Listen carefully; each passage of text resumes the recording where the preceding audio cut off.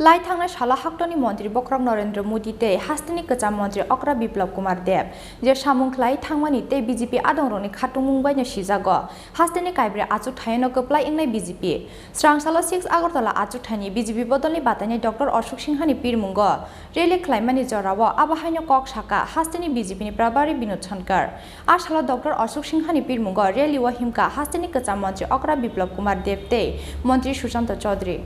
स्रांसालो राजाखोर आगुलिनि Indranagar आमचायो 6 Agartala आचुथानि BJP बदलनि बातायनाय doctor Ashok सिंहानि पिरमुंगो रेली खलायखा हास्तिनि कचाम मन्त्री अक्रा बिप्लब कुमार देव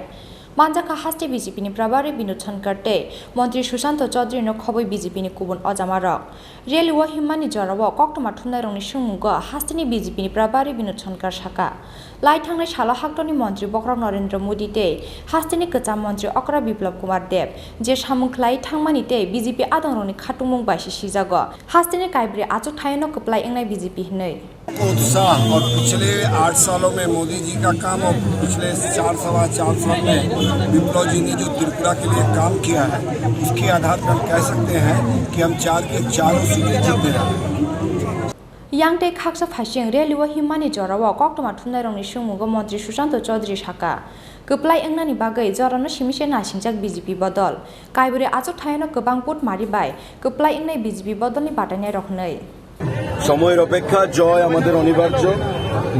6 আগরতলা বিধানসভার উপনির্বাচন 8 বর্তমানি সুরমা এবং যুবরাজনগর এই চারখানা উপনির্বাচনে ভারতীয় জনতা পার্টির প্রার্থীগণ বিপুল ভোটে জয়লাভ করবেন এবং আমাদের আজকের এই যে পদযাত্রা যেখানে উপস্থিত ছিলেন আমাদের রাজ্যের প্রাক্তন মুখ্যমন্ত্রী সম্মানিত বিপ্লব দেবজি আমাদের ডক্টর অশোক সিনহা যিনি প্রার্থী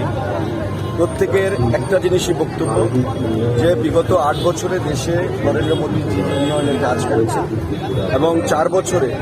আমাদের রাজ্যে বিজেপির সরকার মানুষকে নতুন করে যে বাঁচার অধিকার দিয়েছে স্বপ্ন দেখার অধিকার দিয়েছে তার জন্য ভারতীয় জনতা পার্টির বিকল্প নেই প্রার্থী হিসেবে ডক্টর অশোক সিনহা একজন সজ্জন ব্যক্তি প্রতিষ্ঠিত ভদ্রলোক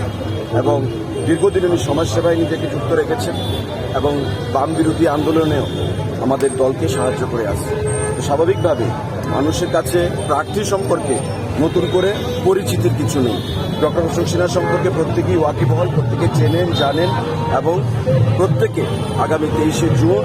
পদ্মফুল চিহ্নে ভোট দিয়ে ডক্টর অশোক সিনহাকে বিপুল ভোটে জয়যুক্ত করবেন এবং বাম কংগ্রেসের যে মিতালি যারা আগে বলতো